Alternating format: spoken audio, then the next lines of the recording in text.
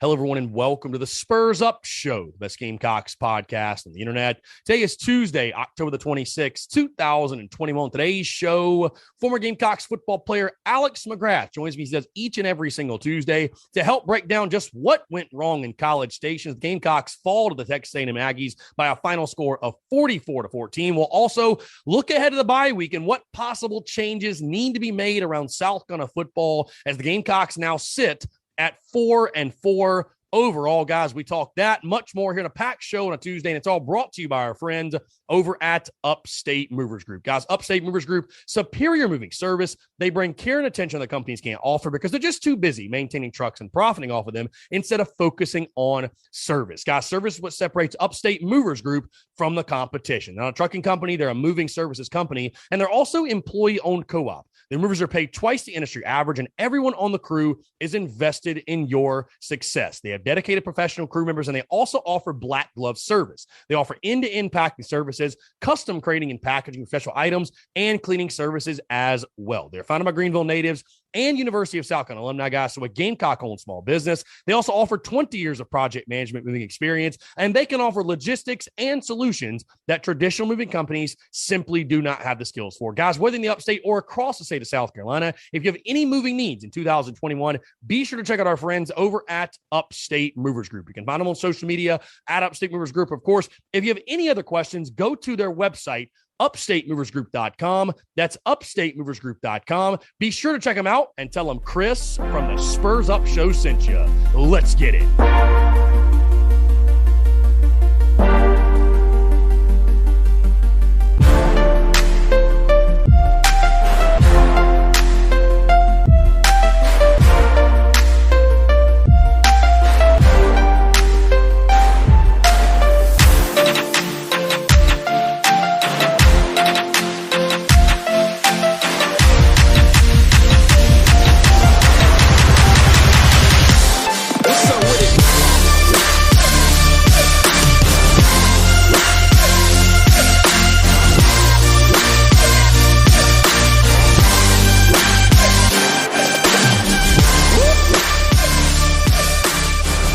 Guys, joining us, he does each and every single Tuesday, former Gamecocks football player Alex McGrath. Alex going to help us try to figure out what the hell happened on Saturday as the Gamecocks fall to Texas A&M for the 8th consecutive time by a final score of 44-14.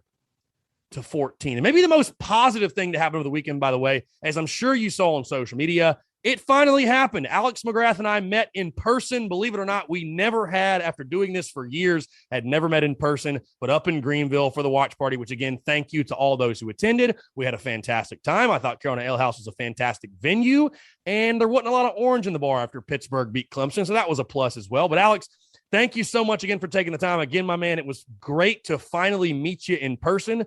But I'll ask you this. Outside of the game, how was your weekend? Because I know how your weekend was during the game because I was there with you. But otherwise, how are things going, my friend? Appreciate you taking the time again. It was good, man. It was good. We were in the mountains with my family for most of last week, so I got to do that. Got back Saturday afternoon with the kiddos, got them to bed, and played outside all day on Sunday because it's beautiful here, and then got to hang out with you, watch the Carolina game, if you want to call that a game. Yeah, I was going to say, I wish it was under more positive conditions that we were watching South Carolina football or a more positive result, if you will. But that's neither here nor there. But we are going to talk about it. We are going to dissect it. We are going to break it down. Alex, for the second consecutive week, I almost don't know where to begin. Because for fans, right, for fans, and for us included, we just want it. I think I talked to you about this on Saturday night. People just want things to make sense, right? Right. And everyone was picking A&M to beat Carolina and beat them bad and beat them pretty big margin of victory. We expected that. But as I was talking to you off air, losing like I predicted 34-10, or even by the final score of 44-14, that's one thing. Being down 44-0 and being outgained 470-6 late in the third quarter, that is another thing entirely. Being down 31-0 at halftime, that is another thing entirely. So again, I don't really know where I want to start, because when you get bludgeoned the way that we did, the lighthearted conversation of, oh, what'd you think about that play call? And how about that play? And like, that's kind of out the window. You know what I mean? Like, so you got to help me out today. I don't know where to go. It's out the window because I don't even know what play you would even bring up, because they were all horribly unsuccessful. I would almost rather talk to you about like national vaccine mandates than I would about the play selection. Let's not in the game Saturday. Yeah, let's not go there. Let's start with this though. Let's start offensive line. As I told you off air again, and I talked about this on the show Monday, so those tuned in already know my thoughts on it. But I don't want to sound like a hypocrite, but I'd said a couple of weeks ago, I'm not going to be the fire this guy, fire that guy energy, in the sense of like, again, I was the conductor of the Fire Muschamp train basically, and had the hashtag Fire Muschamp, and hell, we made t-shirts and whatever. But I am to the point where I will tell you this. I am very comfortable with a Shane Beamer, because of course we're going into a bye week. If Shane Beamer wants to make a change in any way, but definitely at the offensive line coach position, because you brought up this point on Saturday night. As a position coach, it's not like being a coordinator. It's not like being a head coach. You have one job, and that's to coach technique. And I don't know what technique it is being taught to our offensive linemen, but not only is it not working, it is embarrassingly not working. I mean, it is beyond comprehension not working. So I, for one, Alex, and again, it's not just coming from me. There are others around Gamecocks football that you and I are both friends with that are not pleased with what's going on. I'm on record again for the second consecutive day. I would not shed a tear if Greg Atkins was looking for a new job next week, because again, there's having a down year, and they're saying the roster, you don't have the players. And in many instances, you don't. But the one area of strength was supposed to be the offensive line. Over 80 career starts coming in. And when you have the type of performance we've seen at this point, man, whether it's going to happen in the bye week or end of season, doesn't matter. How can you bring Greg Atkins back next season? How can you do it? Can you do it how can you? How can you at this point? I mean, I don't think you can, because, apparently the Olay technique that you teach bullfighters is out of fashion when you're talking about coaching an offensive line. I don't know that you can, but I really think it goes, I honestly think it goes to a deeper issue, and one that you talked about last week, where, you're in the stands, you're watching the game, and the players are coming off, and you see like the center and Luke Doty getting into it a little bit, not necessarily like yelling or getting ready to fight one another, but just having an above normal conversation about like things that are going on out there. So I think this, and I know we've been talking about this for weeks, scheme's too complicated right now. Like it's too complicated for a number of reasons. Obviously the offensive line is not getting it, or something's getting lost in translation there. It's not like they can't block. We've seen them do it. So it's like, if you're not going to dial that back on a macro level for the team, you gotta bring somebody else in that knows how to coach that then. And we talked about this Saturday night, and Shane's in an awful spot, because he gets there. You got Mike Bobo and Tracy Rocker, who are gonna. No, wait, was Tracy Rocker the? It was Tracy Rocker, yeah. It was Tracy Rocker. Yeah. So you got Tracy Rocker, and then you had you had the Will Friend thing, where he took over for like a week and then was gone. Yeah. At the O-line coaching spot. I mean, so you're talking about a guy that was at best our third choice, or if he wasn't our third choice, he was the only one available. So I don't think there's going to be any love lost there. So I think that is something that happens. I think the bigger question is what happens to Satterfield. Right. And and again, I'm with you. I'm not a fire in-season guy, except for Muschamp, because we knew where that was going. Right. And unfortunately, it was painfully obvious what was happening. Right. Yeah. But at the same time, I don't know that you can recover from that graphic that ESPN just kept throwing up on the screen in the third quarter. That was, 470 to 6. Yeah. I don't know that you can recover from that. Again, and I think we talked about that Saturday night. It's just hard to overcome and survive that, really. Again, speaking of the offensive line issues and Marcus Satterfield, people want to talk play calling. the offensive line's been so bad that it's hard for me to determine a lot of the plays, whether it was a good play call, because it's not even having time to develop. I mean, how are you going to know? I don't even know what was supposed to happen outside of Zeb Nolan running for his life or our running back getting tackled for a 3-yard loss. I don't know. Yeah. Again, more so, even more to it than that. You have like Zeb Nolan's a graduate assistant, or was a graduate assistant 5 months ago, right? And then your backup all of a sudden is a guy who transferred from Division II. No shade, right, to him. Well, FCS technically, but right. I mean, yeah, a different level. Yes. Yeah, and so like those are your two number one options right now. Right. And so I don't know what you do with that.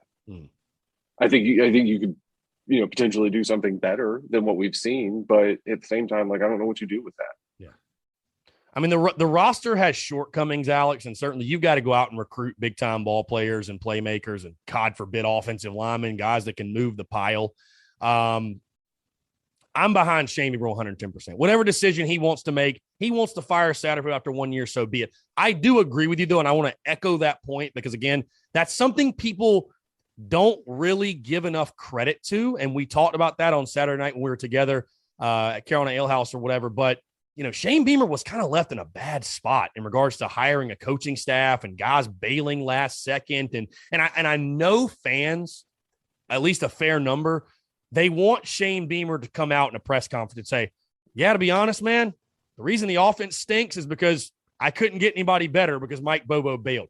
He's not going to say that. Like, it's a professional working relationship. You don't do that in business. You would never do that in any other line of business or work or whatever. But I wonder what the thought process is behind closed doors. And again, this is not me saying, again, like you mentioned, fire Satterfield or whatever. But like you said, that graphic is like that. There's two things from Saturday night that are burned in my brain. That graphic and Zeb Nolan laying on the ground, staring up to the heavens like, why me? Why me? I know. I didn't think he was alive for a minute. So I mean, he just hit and didn't move. And I was like, that is like the image that summarizes Gamecocks football. Truly. For right now, for sure. Yeah, it truly does. Again, it's funny, Alex, because it's like when you get beat as bad as we did, what do you really dissect and break down from the game? And we could spend time talking defense, but I'm so hesitant to really go in on the defense because without them, you're not 4-4. I will make this point though, Alex. South Carolina football, in my opinion, will not return to any sort of, I don't know if legitimacy, maybe that's a little bit of a harsh term. South Carolina will not get back to winning 8 or 9 games a year even until they can move the pile both offensively and defensively, because we can preach about the defense and how great they are and the defensive line, all the studs out there, and there are really good players. But damn it, when you're allowing 290 yards rushing, and you can't run the ball either, show me a single good football team that can't run the ball and can't stop the run. I don't think you'll find any. It doesn't exist. You have to be able to run the ball and stop the run. Till Carolina can do that, it's not going to be a lot of success, man. So, I think that's where it starts. Again, I know it's sexier to talk quarterback, and I definitely want to talk quarterback in a second, but it's sexier to talk quarterback. It's sexier to talk receiver, tight end, defensive backs. Line of scrimmage, man, as much as the game changes. If you can look at the man in front of you and move him where you want him to go, you're going to have a lot of success. Just flat out. No, 100%. And, in their defense, we only ran 20 snaps in the first half. Mm-hmm. And didn't they were gassed. They were gassed. Yeah. And didn't get a first down until the fourth quarter. I don't even know. Was it the fourth quarter? I don't even know. I don't even know. I was so, again, when you're down 31-0, as bad as it sounds, I was so checked out mentally. I don't even remember. So I think it's something like that either way, but we've got really good guys. We have a really, really good front line on that defensive line. When you're running that many plays, you got to have some kind of depth behind it. And we just don't have that. Mm-hmm. So, if the offense can't stay on the field and is making 3 and outs for 3 straight quarters, which I can't believe that's a thing, you're going to get gashed because they're just tired. Yeah. I don't know. Back to the offensive side, Alex. Again, speaking of quarterbacks, I don't know if this is really a solution. But at this point for me, I just want to see adjustments made. At least try something, right? It's the bye week. Everybody in that building's got a long time to look at themselves in the mirror and say, what am I doing? What should I be doing? What's working? What's not? Would you continue to roll with Zeb Nolan, or are you making a change at the quarterback position? Because I understand Zeb Nolan is a veteran guy. I understand he helped write the playbook. I get it. I just don't see a lot of upside playing him. He's not going to play next year. He's not going to be back. I know you're trying to win as many as possible in year one. I totally understand. But I don't see a lot of upside in it. What do you think? Do you think, and you don't want to make changes for the sake of making them, but at the same time, it's like you're almost forced to. Like you said, that graphic is burned in people's brains. You almost have to do something. Well, I don't really know what the point of continuing to play him would be. Right.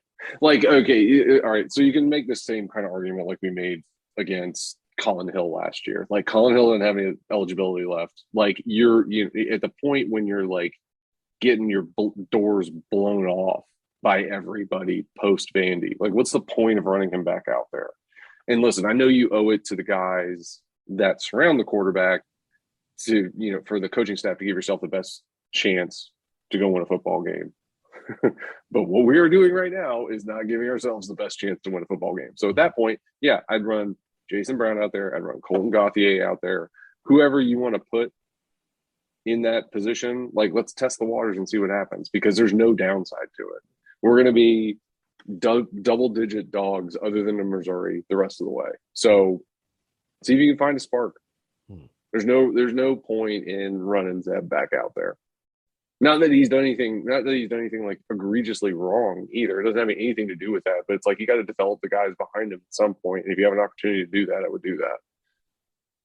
Now, Alex, again, I'm obviously very fired up here as we're chatting. Let me inject some positivity and perspective here in the conversation, because I've been doing that all season. Because I do have some conflicting emotions. I am not excusing the way the game went Saturday. And when you lose like that, everybody needs to take accountability. And that includes Shane Beamer. And I like Shane Beamer. You like Shane Beamer. But everyone should be held accountable. I will say this. On the glass half full side of things, you're 4-4.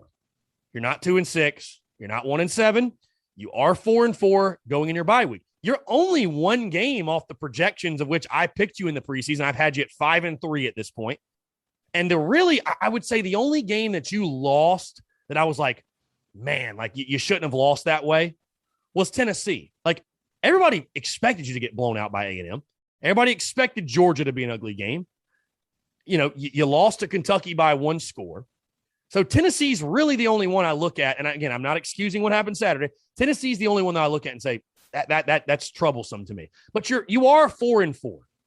So, and again, the glass half full side of things, Shane Beamer, and I mentioned this to you Saturday, I believe, Shane Beamer has somehow kept this thing from really unraveling and losing games that you think 4-4 is bad. There are some games that we could have lost that would have been, imagine today, but we'd have lost to Vandy. Just imagine how much worse today would, right? So, or if we'd have lost to Troy or East Carolina. And hey, if you want to discredit what South Carolina's done and say, well, look who they've beaten. Hey, they've played who they played. You're gonna crucify them for that? So that is my perspective and my positivity shining again. We're 4-4, 4 games left. On the other side, though, because there is another side. I don't think Gamecock fans. There's another side. Yeah, I don't think Gamecock fans and alumni like yourself and folks ask for a lot. And while I understand it's a ragtag roster and a roster that has holes and deficiencies, I'll never berate or belittle a Gamecock fan for asking their team to be competitive. And people invest a lot of money and a lot of resources, and they travel to games. They have season tickets. They're in the Gamecock club. And hey, that's their choice. That's their choice to do that. But man, as Shane Beamer and this coaching staff and this football team, it's your job to put an entertaining product and just a somewhat competitive product on the field. And so I understand people's frustrated. Hell, I'm pissed off. I'm frustrated. I know you're pissed off. You're frustrated. And I don't know. I don't even know what the point in me all saying that is. I guess the one thing I will say, though, to you, if there's one thing that makes me feel positive and optimistic moving forward, as upset and irritated as we are, Shane Beamer's more upset and irritated. I promise you, because his name's on it. It's his first ever coaching job, right? If you believe in anything Shane said over the preseason, over the summer, I promise you it's bothering him more than anybody on Twitter. So I like to believe and feel like Beamer will make the necessary decisions to get Carolina football where it wants to go, I guess, if that makes sense. So, yeah, well, I mean, of course, yeah. I mean, nobody's going out there and trying to lose on purpose, but it's like to your point, listen, we're 4-4. All right, you can still make a bowl game because there are a couple of dumpster fires left on the schedule. And so really, like, using the open week to go back and evaluate, at least I hope you go back and evaluate, like, what's worked, what hasn't, and how do we address those things, whether it's, simplification, changing up play calling, whatever that is. That's like, they're going to go in and do that. So, we'll see what happens against Florida at that 7:30 kick. Yeah. Simple question, Alex, but I'm going to put you on the spot. Your opinion, watching this team, how do you fix this offense? How do you fix the O-line? You're going to have to score to win. I mean, that's, the most obvious. Right now, like, literally, I'm looking, it's kind of far off, but that Florida game, like, how are you going to score enough to win? How can you even score at this point? Like, I don't want to, as Lou Holtz once famously said, things are never as good as they seem and things are never as bad as they seem. So is South Carolina's 6 yards of offense late in the third quarter bad? I surely hope not. I don't think so. But this is an offense averaging 20 points per game, Alex, and that's including a game against EIU when you scored 46. So realistically, you're averaging less than 20 points per game. I mean, we've talked for weeks. I would throw more. I would do this. I would do that. Is this salvageable at this point offensively? I mean, I mean, again, I know I sound like a broken record, but yeah, I think it is. I think it's just you have to simplify. You can't run an NFL package without NFL players. And like that works when you've got, boatloads of experience in the system, and you got a signal caller back there that understands and knows how to manipulate that offense to the offense's advantage. That's not where we are right now. So that, like, to me, that's the number one thing. You have to go in and you have to simplify this. Like, you can't have a quarterback going in there making scheme calls for the offensive line before you snap the football. They've got to know where they're going when you break the huddle, or when you're going, or even if you're going no huddle, just you're shouting out the play call right there at the line. They got to know where they're going. I think simplifying it down and taking the variables away from the players, I think, would help you execute at a higher level, because if you're in there and you're thinking too much, and you're the left guard, and you're looking around, you're trying to hear a snap count, there's motions going on behind you, and you get the call, and now you're looking up and thinking, okay, where am I going here? What am I keying on? And the ball snapped. Like, you're in a disadvantaged position there, because you're trying to, like, go as hard as you can while trying to think, like, oh no, it's this guy. No, it's this guy. And then you miss. Yeah. Like, so if we can just knock that back a touch, I think we would see a lot more success in execution from an offensive standpoint.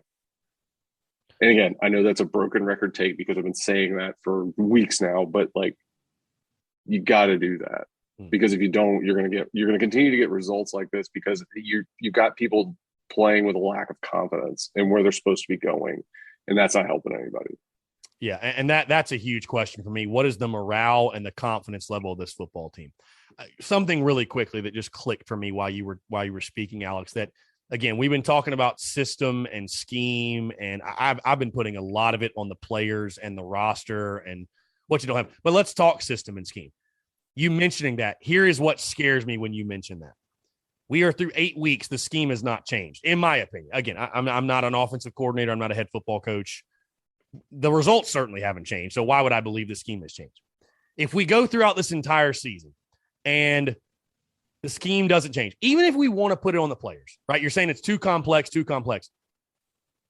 we're going to need new players who are better, more athletic, more talented, right? I mean, there's just going to be, it's a battle of attrition. You're going to have new players. Why should I believe they're going to be able to learn the scheme? Or God forbid anybody's going to be able to learn the scheme. I mean, if it's that difficult, we're through 8 weeks, we're still having problems comprehending. Because I think, and again, Alex, I think you and I would both agree, that is what, to me, that's what irks me more than anything. I don't care that we lost 44-14 in Texas A&M. What I care about is we're in week 8 and it looks like it's week 1. Like we're making mistakes that are just so like, this should not be happening. And again, so I understand where fans are coming from, where it's like, you'd like to think by like week 6, 7, 8, go through the bye week, go to Florida, that you start to see things like, oh, look, it's starting to click a little bit. Oh, look, because you hear this in sales. I don't know if you maybe hear this in your line of work, but really anything, when you're trying to master a skill or master a sales pitch or master this or that, there is a light bulb moment for everybody where it's like, it clicks. Oh, that was the one. Whether for some people it takes 1 rep, for some it takes 100, some it takes 1,000. But at some point there's a light bulb moment. I'm starting to question if that light bulb moment is ever going to come for us, because it doesn't even look like we're getting close to that. No, it really doesn't. And that's like, if you ask me like what the like most disappointing aspect of the season has been, it's that like the progression that we, talk about ad nauseum is just, it's not there.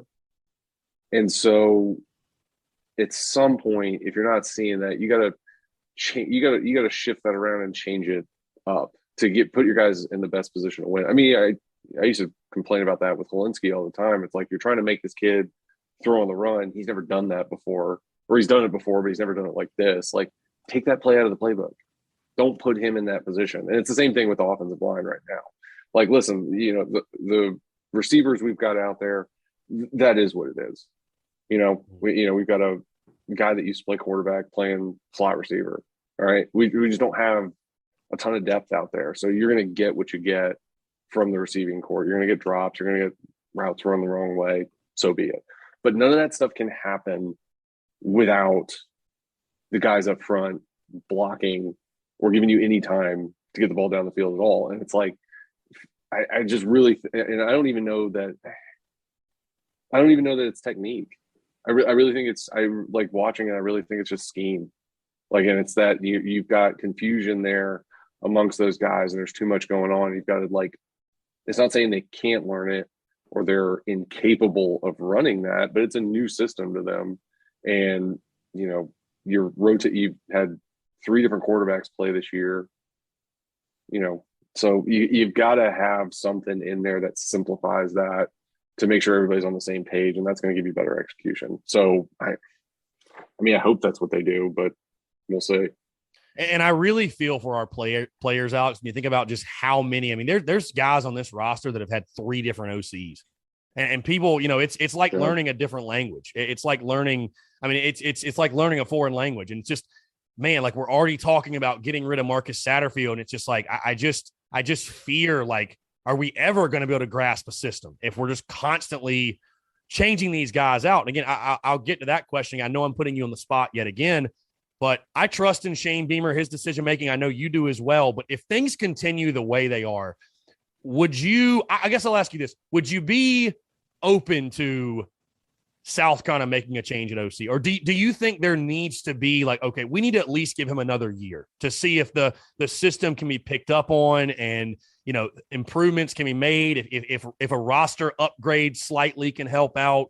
Because, again, these guys get paid a lot of money. And I don't think, by the way, just because they get paid a lot of money, that doesn't excuse. These are still human beings. Like, and it's not like you can just, throw them around. Whatever. They're still human beings. But, in college football now, you just don't get that time. You just don't. And we were talking about it Saturday. It's the culture of college football where you're not getting a job done. And we've seen it at other schools. Heck, Texas Tech, by the way, I don't know if you saw this. They just fired their head coach after 2.5 seasons. You're not getting very long to get the job done anymore. So if things continue the way they have, which I think would probably mean you go 4-8, honestly. If you don't improve any on offense, you're 5-7, maybe.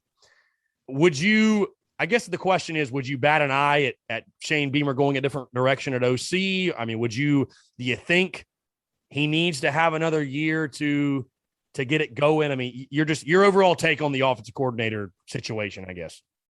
I mean, I wouldn't fire him now, but I think if you don't see any discernible progress in the next 5 weeks, I think it's definitely something that's up for discussion. And I would also tell you it's probably based.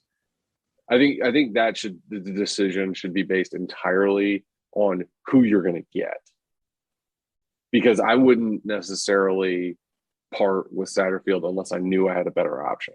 Right. Very good point.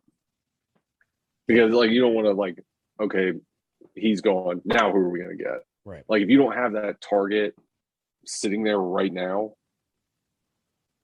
I don't know that I would make a snap judgment like that. And not even that it's a snap judgment, you know, and again, like if you see no improvement over the next 4 weeks, I don't think you can bring him back simply because, and it's not anything against him. I mean, he's been an offensive coordinator before and it's worked. It just didn't work here. And so if that's the case, I mean, that's just the case. That's what happens. And I think, Alex, the other piece in this too, and we haven't brought a lot of light to this because I don't like shedding a lot of light on Facebook group rumors and message board banter, but I feel like over the last 2 weeks or so, I've started to hear more and more from people that I really trust around Gamecocks football. And I'll just say this, and I'm sure you'd agree. If there's any staff, what's the word I'm looking for? I don't know. Turmoil? Staff turmoil, guys not getting along with certain staff members who aren't getting the job done.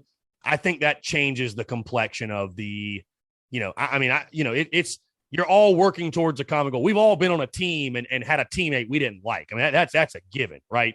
But if it's to a point where it is affecting, let's just call workplace morale, or it is affecting everybody else doing their jobs, and there are very valuable, disgruntled staff members in regard, you know what I'm saying? Like, yeah, that could be a whole separate piece of this thing that, again, you, I, or nobody else really knows about. Only Shane Beamer and those in the building are familiar with. So, hey, you can be an asshole if you're really, really good. Look at Steve Spurrier. I mean, is he the most likable guy to everybody? Not necessarily, but when you win, it's a lot different. You can't be an asshole and your offense have 6 yards late in the third quarter. And I'll just leave it at that.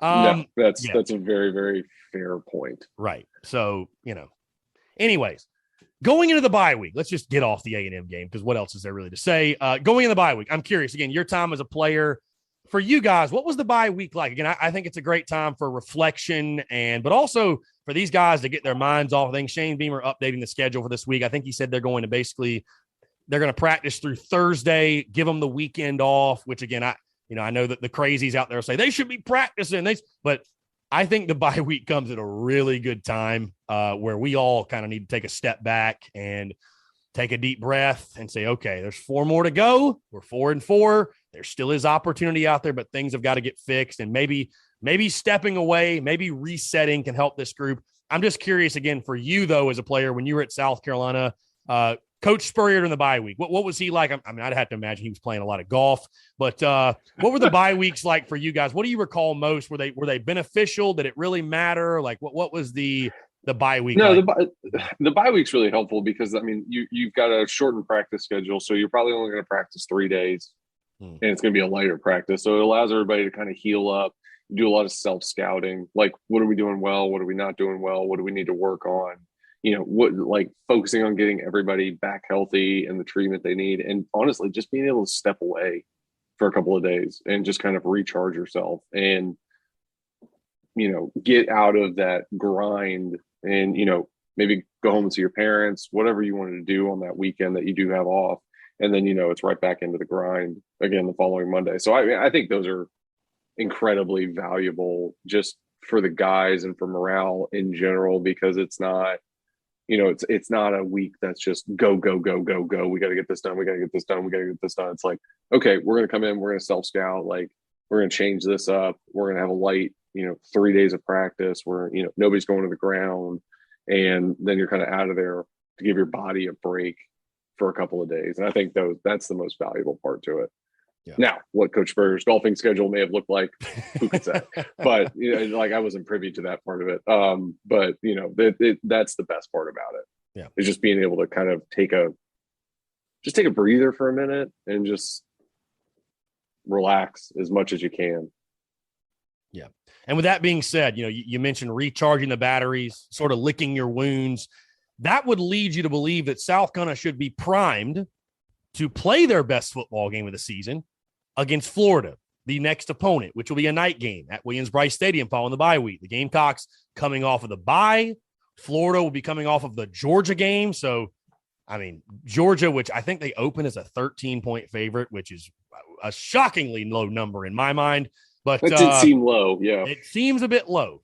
Either way, though, Florida will be coming off a really tough game against Georgia. Maybe they get embarrassed. Maybe morale is low. Who knows what's going on with Dan Mullen? They've been a train wreck all season long, certainly falling short of expectations.